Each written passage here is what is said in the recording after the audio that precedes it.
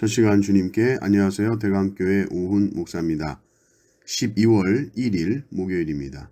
하나님 우리에게 주신 말씀은 다니엘 5장 1절에서 16절까지 말씀입니다. 벨사살 왕이 그의 귀족 1000명을 위하여 큰 잔치를 베풀고 그 1000명 앞에서 술을 마시니라. 벨사살이 술을 마실 때에 명하여 그의 부친 느부갓네살이 예루살렘 성전에서 탈취하여 온 금, 은 그릇을 가져오라고 명하였으니 이는 왕과 귀족들과 왕후들과 후궁들이 다 그것으로 마시려 함이었더라. 이에 예루살렘 하나님의 전 성소 중에서 탈취하여 온 금그릇을 가져오매 왕이 그 귀족들과 왕후들과 후궁들과 더불어 그것으로 마시더라. 그들이 술을 마시고는 그 금, 은, 구리, 쇠, 나무, 돌로 만든 신들을 찬양하니라. 그때에 사람의 손가락들이 나타나서 왕궁 촛대 맞은편 석회 벽에 글을 쓰는데 왕이 그 글자 쓰는 손가락을 본지라. 이에 왕이 즐기던 얼굴빛이 변하고 그 생각이 번민하여 넓적 다리 마디가 녹는 듯하고 그의 무릎이 서로 세게 부딪힌지라. 왕이 크게 소리질러 술객과 갈대아 술사와 점쟁이를 불러오게 하고 바벨론의 지혜자들에게 말하되 누구를 막론하고 이 글자를 읽고 그 해석을 내게 보이면 자주색 옷을 입히고 금사슬을 그의 목에 걸어 주리니 그를 나라의 셋째 통치자로 삼으리라 하니라.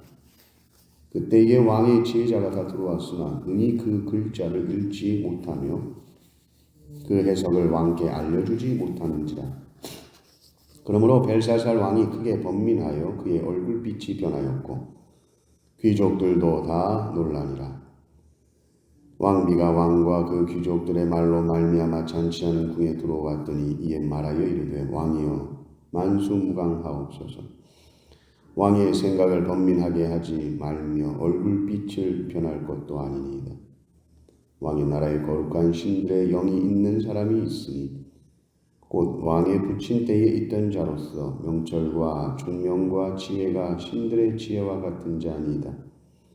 왕의 부친 느부갓네살 왕이 그를 세워 박소와 술객과 갈대아 술사와 점쟁이의 어른을 삼으셨으니 왕이 벨드사살이라 이름하는 이 다니엘은 마음이 민첩하고 지식과 총명이 있어 능히 꿈을 해석하며 은밀한 말을 밝히며 의문을 풀 수 있었나이다. 이제 다니엘을 부르소서. 그리하시면 그가 그 해석을 알려드리리이다 하니라. 이에 다니엘이 부름을 받아 왕의 앞에 나오매 왕이 다니엘에게 말하되 내가 나의 부왕이 유다에서 사로잡아온 유다 자손 중에 그 다니엘이냐. 내가 내게 대하여 들은즉 내 안에는 신들의 영이 있으므로 내가 명철과 총명과 비상한 지혜가 있다 하도다.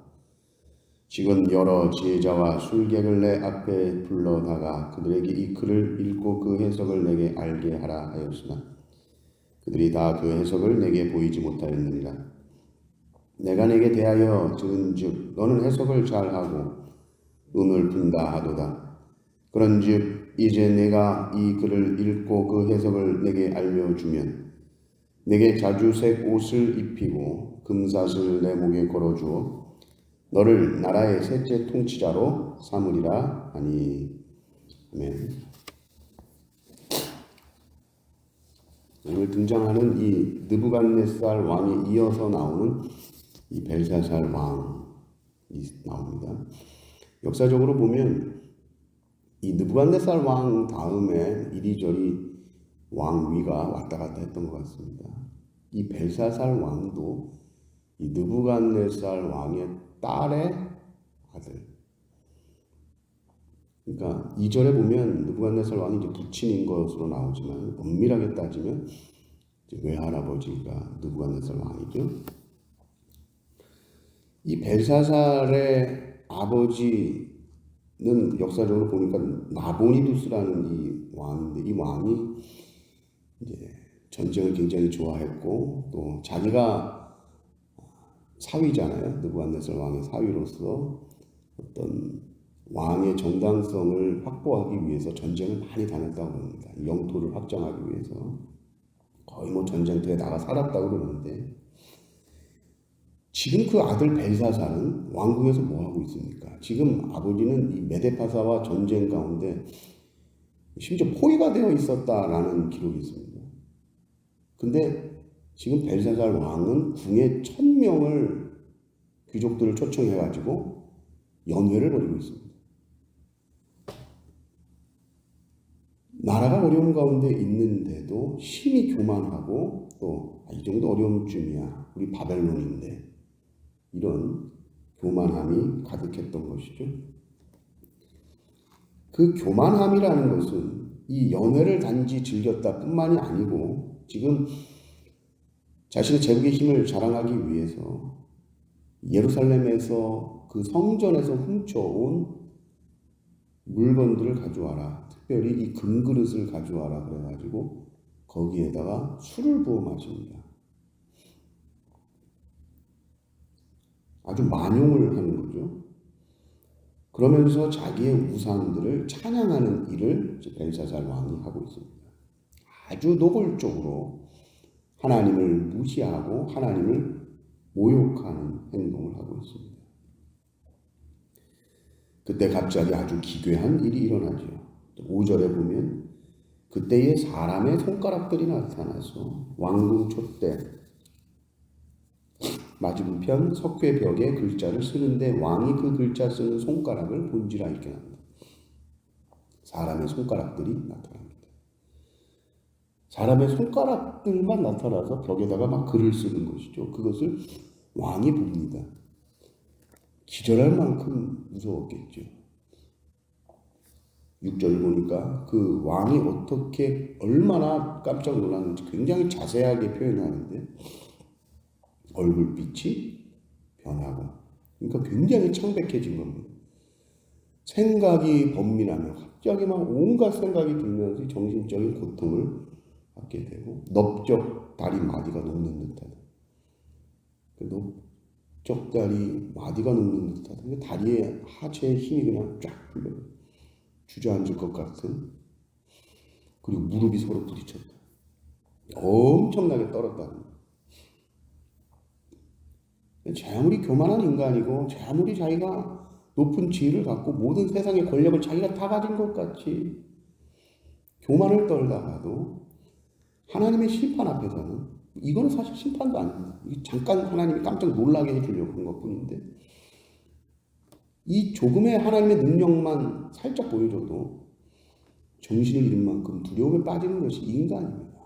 인간이 이렇게 연약합니다. 지금 벨사살 왕은 이 메데파사 이 페르시아거든요. 그러니까 지금 포위를 해도 우리는 안전해. 그 술 파티를 벌였다고.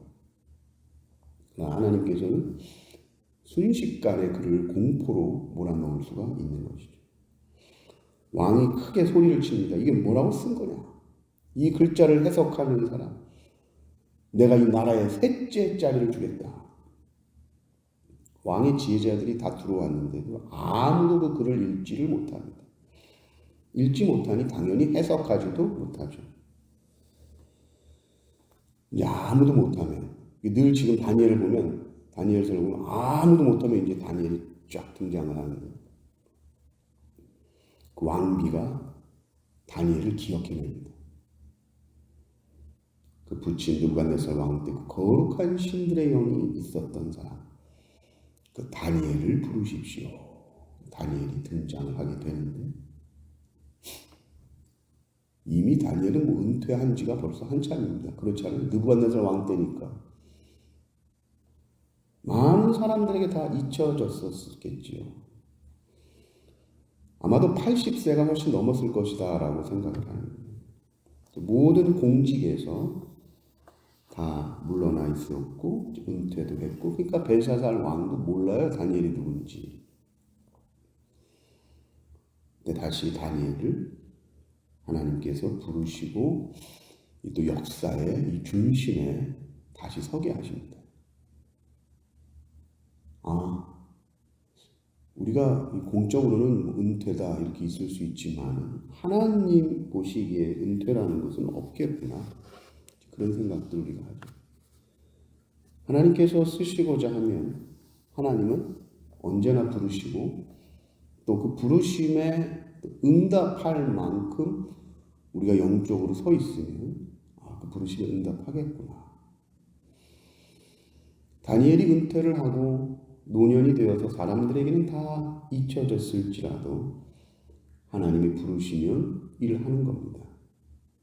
우리의 귀가 하나님을 향해 항상 열려 있다면 또 그 하나님과를 교통하고 하나님의 말씀 가운데 우리가 깨어 있다면 언제든지 하나님께서 쓰시는 줄을 믿습니다. 우리는 이 땅에서 우리의 삶이 끝나는 날까지 나는 하나님의 일꾼이다 라는 마음으로 사시다가 언제든지 부르실 때 주님 앞에 달려갈 수 있는 성도님들 되시기를 주님의 이름으로 축원합니다. 기도하겠습니다. 하나님 감사합니다. 다니엘이 노년에 나이가 많이 들어 늙었을 그때에 그 어느 바벨론의 지혜자들도 알지 못했던 그 해석들을 하기 위하여서 하나님의 부르심을 받는 모습들을 우리가 봅니다. 하나님, 우리가 이 땅에서의 생명을 다하는 그 순간까지 우리는 하나님께서 부르시면 달려가야 하는 인생이요 하나님께서 쓰시겠다 하시면 어느 곳에서든지 쓰임 받는 것이 가장 영광스러운 일인 줄 믿사오니 하나님이여 우리가 이 땅에 살아가는 순간순간마다 하나님께 귀를 기울이고 하나님의 말씀에 우리의 마음을 두며 성령께서 우리의 심령 가운데에 문을 두드리시고 말씀하실 때 깨어있게 하시고 하나님 늘 깨어있는 마음으로 사명 감당할 수 있는 우리의 삶이 되게 하여 주시옵소서. 하나님 오늘 하루도 시작하오니 은혜 주시고 날씨가 많이 추워졌습니다. 하나님 모든 성도들 한 사람 한 사람 영적으로 육적으로 강건하게 붙잡아 주시고 오늘 하루 하나님의 말씀 가운데 순종하며 한 걸음 한 걸음 걸어갈 때에 우리의 가정 가운데 하나님의 나라가 임하고 우리의 직장 가운데 하나님의 나라가 임하고 우리가 밟는 어느 곳이든지 하나님의 영광이 많은 시간 될 수 있도록 주여 도와 주시옵소서. 오늘 한 날의 모든 삶을 주님 손에 의탁드리옵고 우리 구주 예수 그리스도의 이름으로 기도 올려옵나이다. 아멘.